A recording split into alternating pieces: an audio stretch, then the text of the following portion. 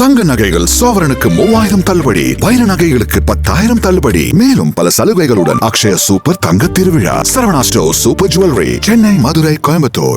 Opinion Tamil பார்வையாளர் அனைவருக்கும் வணக்கம். இன்றைய நேர்காணலில் நம்மோடு இணைந்திருப்பவர் மூத்த பத்திரிகையாளர் திரு கோட்டீஸ்வரன் அவர்கள். சார் வணக்கம்.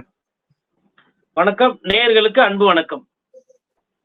விஜய் நினைச்ச அந்த சிஎம் சேர் என்பது அவருக்கு கிடைச்சிருக்கு. அவர் கொடுத்த மிக முக்கியமான வாக்குறுதிகள் பெண் பாதுகாப்பு, சட்டம் ஒழுங்கு, அதே போல போதை இல்லா தமிழ்நாடு, அதே போல தமிழ்நாட்டுடைய அந்த மாநிலம் சார்ந்த விஷயங்களை பாதுகாப்போம் அப்படின்றத அவர் சொன்னாரு.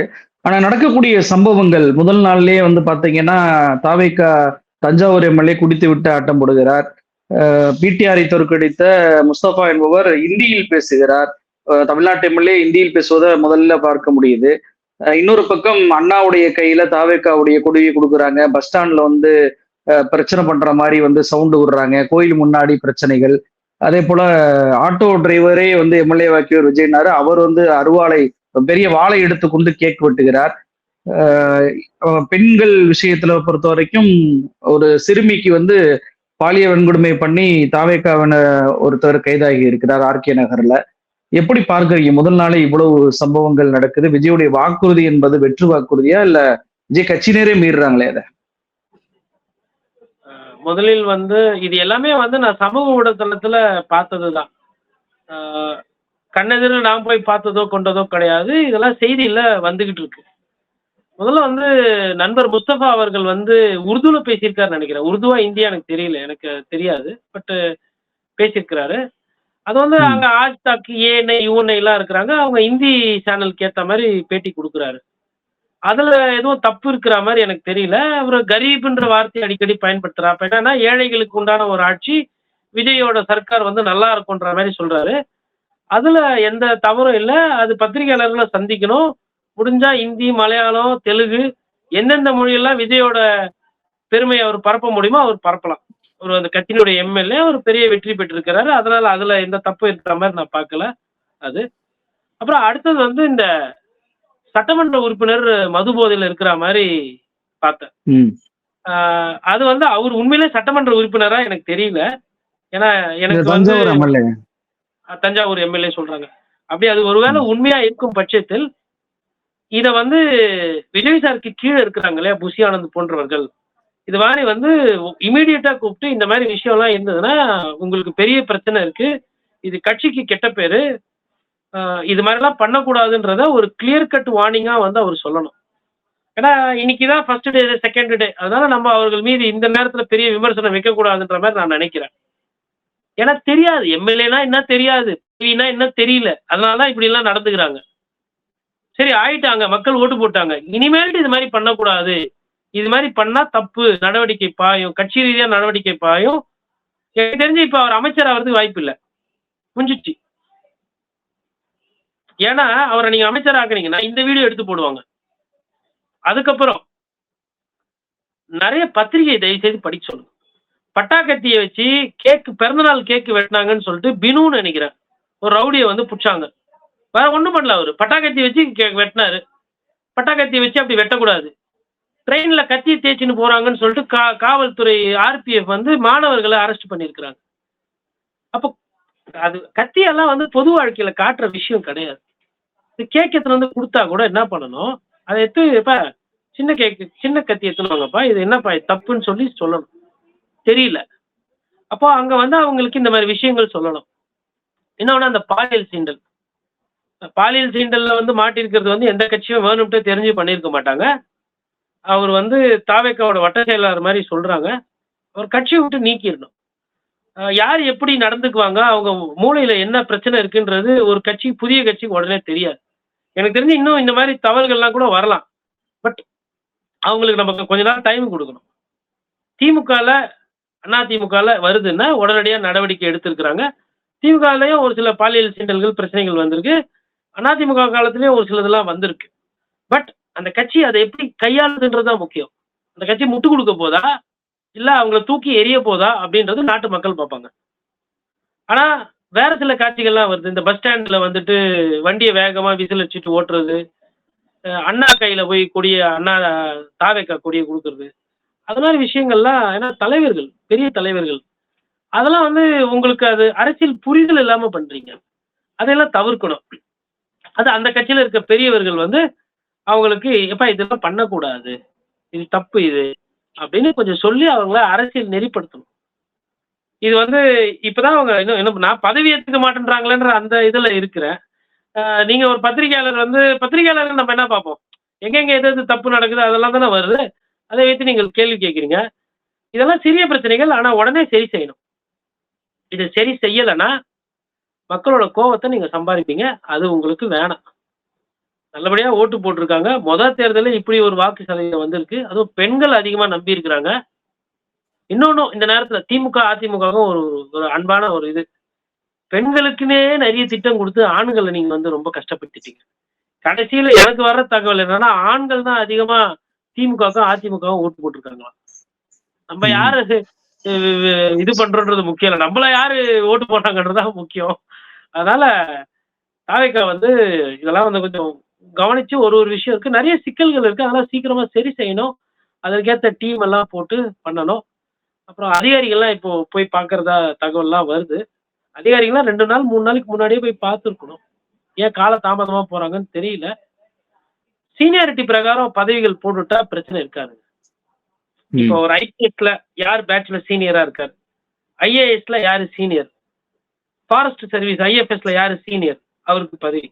சீனியாரிட்டி பிரகாரம் போட்டுட்டீங்கன்னா, இந்த லாபி இருக்காது. நீ தானே சீனியர் மோஸ்ட் பெர்சன் வாங்க. வயசு வந்துச்சா ரிட்டயர்மென்ட்டா போயிடுங்க. இந்த எக்ஸ்டென்ஷன்லாம் இருக்காது என் ஆட்சியில.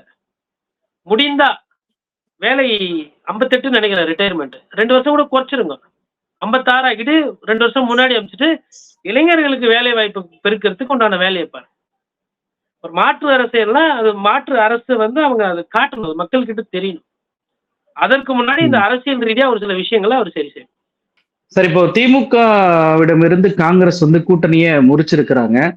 விஜய் பக்கம் அவங்க சார்ந்திருக்கிறாங்க. வரக்கூடிய நாடாளுமன்ற தேர்தலையும் நாங்க தாவேகா கூட தான் கூட்டணி அப்படின்னு சொல்லிட்டு முழுவதுமாக முறித்திருப்பதை பார்க்க முடியுது. இந்த சூழல்ல காங்கிரஸ் அல்லாத பிற கட்சிகள் அனைவரும் ஒன்றிணைய வேண்டும். ஏன்னா நீங்க ஏற்கனவே சொன்ன மாதிரி தேஜஸ்வி காங்கிரஸ்னால தான் தோத்து போனார். மம்தா அப்படிதான். அதே போல அரவிந்த் கெஜ்ரிவால் அப்படிதான் தோற்று போனார். அகிலேஷ் யாதவுக்கும் அடுத்ததுதான் நடக்கும் அப்படின்ற மாதிரி சொல்றாங்க. முதலமைச்சர் தோற்று போயிருக்கிறார். பினராயி விஜயன் இப்படி ஒரு பெரிய பட்டியலே இருக்கும். அனைவருமே 3வது அணியை ஃபார்ம் பண்ணணும் அப்படின்ற ஒரு செக் வைக்கணும் தேசிய அளவுல அப்படின்ற பேசுபொருள் இப்போ உருவாக்கிட்டு இருக்கு. தமிழ்நாட்டுக்குள்ளேயே பாத்தீங்கன்னா உள்ளாட்சி தேர்தல்ல திமுகவோட தான் காங்கிரஸ் கூட்டணி அமைச்சிருந்தாங்க. மேயரை வந்து கவுன்சிலர் தான் தேர்ந்தெடுக்கணும் அப்படின்ற முறைப்படிதான் இந்த தேர்தலே நடந்துச்சு. இப்ப கும்பகோணத்துக்கெல்லாம் காங்கிரஸ் மேயர் தான். பல இடங்கள்ல துறை மேயராகவும் இருக்கிறாங்க. பல்வேறு உள்ளாட்சி பொறுப்புகள்லையும் தலைவர்களாக இருக்கிறாங்க சங்கத்துகளுக்கெல்லாம். இது எல்லாமே ராஜினாமா பண்ணணும் அப்படின்ற நெருக்கடி தற்போது காங்கிரஸுக்கு ஏற்பட்டிருக்கு. காங்கிரசுடைய எதிர்காலம் எப்படி இருக்கும்னு பாக்குறீங்க? திமுகவிடம் இருந்த வரைக்கும் இருந்த ஒரு பகுதியை நம்ம பார்த்துட்டோம். தாவேகாவிடம் போகும்போது 2029 தேர்தல் எப்படி இருக்கும்? உள்ளாட்சி தேர்தல் எப்படி இருக்கும்? அவங்களுடைய எதிர்காலம் எப்படி இருக்கும்னு பாக்குறீங்க? எதிர்காலம் எப்படி இருக்குதுன்றத நம்ம பார்க்கணும். காங்கிரஸ்க்கு வந்து திமுக கூட இருந்ததுனால தான் அது ஒரு ஒரு ஒரு பேசுபொருளா நல்லா இருந்தது. ஏன்னா, சிறுபான்மையினர் மக்கள வந்து நாங்க பாதுகாக்கிறோம். அதுக்குண்டான அரசியல் பண்றோன்ற மாரி இவ்வளவு நாள் பேசிட்டு இருந்தீங்க. இனிமேல்ட்டு அந்த சிறுபான்மையினர் மக்களுக்கு நாங்க பார்க்குறோம்னு பேசாம, பொதுவா தமிழர்களுக்கு உண்டான அரசியல் பண்ணணும்ன்றது என்னோட குறைந்தபட்சம். ஏன்னா சிறுபான்மையினர் தான் அங்க போயிட்டாங்க. விஜய் சாருக்கு தாவேகாவுக்கு ஓட்டு போட்டாங்க. சிறுபான்மையினர், பெரும்பான்மையினர், மத சார்பில் இருக்கிறவங்க, மத மத சார்பு உள்ளவங்க எல்லாரும் சேர்ந்து போய் போட்டு போட்டாங்க. அதனால காங்கிரஸ் கட்சியும் போயிடுச்சு. எப்போ காங்கிரஸ் கட்சி போயிடுச்சோ, அப்போ மேயரு, சேர்மனா உட்கார்ந்துருக்கவங்க, நீங்களா தார்மீகமா அந்த பதவிய ராஜினாமா பண்றது தான் முறை. அப்படி நீங்க பண்ணலன்னா, நம்பிக்கையில்லா தீர்மானம் ஒவ்வொரு கவுன்சில் மீட்டிங்ல கொண்டு வருவாங்க. கொண்டு வரும்போது நீங்க இன்னைக்கு தோப்பீங்க, நாளைக்கு தோப்பீங்க. ஒவ்வொருத்தரா தோத்து தோத்து உங்க பதவி போகும். உள்ளாட்சியில வந்து நீங்களா ராஜினாமா பண்ணிட்டு போயிட்டீங்கன்னா, ராஜினாமா நெறைய குத்தா ஃபைலா எடுத்து வச்சு 3 செட்டு ஜெராக்ஸ் போட்டு, ராகுல் காந்திக்கு ஒரு காப்பி, கிரீஷ் சோடங்கருக்கு ஒரு காப்பி, பிரவீன் சக்கரவர்த்திக்கு ஒரு காப்பி நீங்க அனுப்பிச்சீங்கன்னா ரொம்ப சிறப்பா இருக்கும். ஏன்னா உங்களோட இந்த நிலைமைக்கு அவங்க தான் காரணம். அதனால திமுக காரங்க வந்து நீ ராஜினாமா பண்ணிருப்பா போதும்பா அப்படின்னு கேட்கறது தப்பு கிடையாது. அது முறை. ஏன்னா ஒட்டு இல்ல உறவு இல்லன்னு ஆயிப்போச்சு. எங்க மூலியமா கிடைச்ச பதவி ஒண்டி எதுக்கு உங்களுக்கு? உங்களுக்கு அங்க போனா ஏதோ பதவி கிடைக்கும் தானே போயிருக்கீங்க. அங்கேயே போய் பதவி வாங்கிக்கோங்க. ஆனா திமுக சரி. காரங்க அப்படி கேட்கறாங்கன்னா அதுல தப்பு கிடையாது. அது முறை தான். முதலமைச்சர் ஸ்டாலின் சொல்றாரோ இல்லையோ, அவருக்கு அதிகாரம் இருக்கோ இல்லையோ, ஏன்னா இவர் காப்பந்து முதல்வர். ஆனா அந்த உள்ளூர்ல சேர்மன், உள்ளூர்ல வைஸ் சேர்மன் இப்ப சும்மா இருக்க மாட்டாங்கல்ல. ம். ஏப்பா எங்களுக்கு 40 கவுன்சிலரு, நீங்க 6 கவுன்சிலரு, மேயர் வாங்கிக்கினீங்க, சேர்மன் வாங்கிக்கினீங்க அப்படின்னும் போது அவங்க விட மாட்டாங்க. இது உள்ளாட்சியிலே இனிமேல் பிரச்சனை தான். மன்ற கூட்டம். அதனால தான் சொல்றேன், முதல்வர் பதவி சீக்கிரமா ஏத்துக்கிட்டா இந்த பிரச்சனைகள்லாம் சரியாயிரும் ஓரளவுக்கு. நாடாளுமன்ற தேர்தல்ல எப்படி இருக்கும்னு பாக்குறீங்க சார்? ஏன்னா காங்கிரஸ் அப்படின்றது ஒரு பிஎம் ஃபேஸ் இருக்கு. அதிமுக பாஜக கூட்டணி தொடர்ந்தாலும் பாஜக அப்படின்ற ஒரு பிஎம் ஃபேஸ் இருக்கும். இது திமுக வந்து தனித்து இருப்பாங்கல்ல, இப்போ மூன்றாவது அணி அப்படின்ற நோக்கத்துல இருந்தாதானே அவங்களுக்கும் பலம் இருக்கும். தாவேக காங்கிரஸ் இருக்கும்போது திமுக ஒரு மூன்றாவது அணி இருந்தா தமிழ்நாட்டு மக்களுடைய ஆதரவு யாருக்கு இருக்கும் அப்படின்ற ஒரு சுச்சுவேஷன் கிரியேட் ஆகும்ல. மம்தா பானர்ஜி தலைமையில ஒரு பெரிய கூட்டணி அமையுதுன்னு வச்சுக்கோங்களேன். அந்த கூட்டணியில வந்து முலாயம் சிங், அதாவது அகிலேஷ் யாதவ், தேஜஸ்வி, அப்புறம் ஸ்டாலின் அவர்கள், இந்த 4 பேர் ஒரு பேச்சுக்கு இவங்கெல்லாம் சேர்ந்து, அப்புறம் அரவிந்த் கெஜ்ரிவால், இந்த 5 பேர் சேர்ந்து ஒரு பெரிய வலுவான கூட்டணியை அமைக்கிறாங்க. இன்னும் ஒரு வாரத்துல 10 நாள் அதுக்கு உண்டான வேலையை ஆரம்பிக்கிறாங்கன்னா அந்த கூட்டணி வலுப்பெறும். அந்த கூட்டணி நிறைய வாக்குகள் வாங்கும். அந்த கூட்டணி செல்வாக்கா இருக்கும் அப்படின்றது. ஏன்னா அந்தந்த ஸ்டேட்ல அந்தந்த தலைவர். ஆனா பிரதமர் வேட்பாளரா ஒருத்தரை முன்னிறுத்தணும். எனக்கு வந்து இன்னைக்கு தேதியில அதுக்கு தகுதியான ஆளுன்னு பார்த்தா மம்தா பானர்ஜி. காரணம்னா இன்னைக்கு முதலமைச்சர் கிடையாது. அரசியல் நல்லா பேசுவாங்க. ஒரு வெஸ்ட் பெங்கால் ஒரு பெரிய ஸ்டேட். இப்போ வெஸ்ட் பெங்கால் அதிகமான எம்பிஸ் இருக்கிறதுனால எந்த ஸ்டேட்ல இருந்து அதிகமான எம்பி வராங்களோ அந்த ஸ்டேட்ல இருந்து அந்த களத்தை ஆடுறது தான் நல்லா இருக்கும். அப்போ நான் இதை எப்படி பார்க்கறேன்னா, வெஸ்ட் பெங்கால் ஒரு பெரிய ஸ்டேட்டு, பீகார் ஒரு பெரிய ஸ்டேட்டு, தமிழ்நாடு ஒரு பெரிய ஸ்டேட். இதெல்லாம் நீங்க எண்ணீங்கனாலுமே உங்களுக்கு 120 சீட்டு. 120 உத்தரப்பிரதேசமும் சீட்டு இருக்கு. நல்லது. ஒருவேளை நாளைக்கு அதிமுக கூட ஒரு 10 எம்பி ஜெயிக்கிறாங்கன்னு வச்சுக்கோங்களேன். திடீர்னு எடப்பாடி பழனிசாமி கிட்டே மம்தா பானர்ஜியோ இல்லை வேற யாரோ பேசுறாங்கன்னு வச்சுக்கோங்களேன், அரவிந்த் கெஜ்ரிவால், எப்பா பிஜேபியால உனக்கு எதுவுமே நல்லது நடக்கல, தேர்தல் நேரத்துல தேர்தல் ஆணையத்துல இருந்த அதிகாரி கூட மாத்தி கொடுக்கல, 15 நாள் 18 நாள் கழிச்சு தான் மாத்தினாங்க, எந்த நன்மையும் பண்ணல, உங்க பாதி பிரச்சனைக்கு காரணம் இவங்க தான், செங்கோட்டையனை பேச விட்டது இவங்க தான், ஓபிஎஸ் பேச விட்டது இவங்க தான், பிரச்சனையை பெருசாக்கி விட்டது இவங்க தான். கொஞ்சம் யோசிச்சு பாருங்கன்னா கூட எடப்பாடி பழனிசாமி வெளியில இருந்து ஆதரவு கூட சொன்னாலும் சொல்லுவார். ஏன் முடிவு ஒரு சில நேரத்துல எடப்பாடி பழனிசாமி ரொம்ப ஸ்ட்ராங்கா எடுக்கிறாருங்க. இப்போ தாவேகாவுக்கு இது கிடையாது, சப்போர்ட் கிடையாதுன்னு கேபி முனுசாமி விட்டு சொல்லியிருக்காருல்ல, ஊற போடல, நல்லதோ கெட்டதோ முடிவு எடுக்கிறாருல்ல. அப்போ தமிழ்நாடு சண்டை வேற, யார் வரணும் யார் வரக்கூடாதுன்றது நாங்களும் பண்ணுவோன்னு கூட எடுப்பாங்க. கம்யூனிஸ்ட் சேர்ந்துக்குவாங்க. கேரளால காங்கிரஸ் எதிர்க்காது. அப்ப கம்யூனிஸ்ட் ஃப்ரீயா கிடைக்குது உங்களுக்கு. கேரளா போல ஒரு ஸ்டேட்ல ஒடிசாவும் வந்துருவாங்க, உத்தரப்பிரதேசமும் வர்றதுக்கு வாய்ப்பு இருக்கு. சிவசேனா இருக்காங்க, காங்கிரஸ் இல்லாதது ரெடிதான். அதனால இன்னும் வேலைகள் இருக்குது. மாநில அரசுன்றது இப்ப முடிஞ்சிருக்கு தேர்தல். இன்னும் உள்ளாட்சி தேர்தல் அடுத்து வரும்.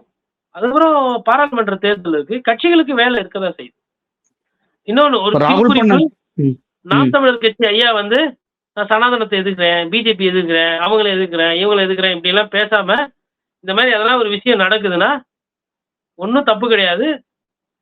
மத்திய அரசை எதிர்க்கிறதுக்கு யார் வேணா ஒண்ணு சேரலாம். தேசிய கட்சிகள் குறிப்பா பாரதிய ஜனதா கட்சியையும் காங்கிரஸையும் எதிர்க்கிறதுக்கு நாம் தமிழர் கட்சி கூட சேரலாம், தப்பு கிடையாது. நிகழ்ச்சியில் கலந்து கொண்டு பல்வேறு தகவல்களை நம்ம நேற்று பகிர்ந்துட்டீங்க. ரொம்ப நன்றி சார்.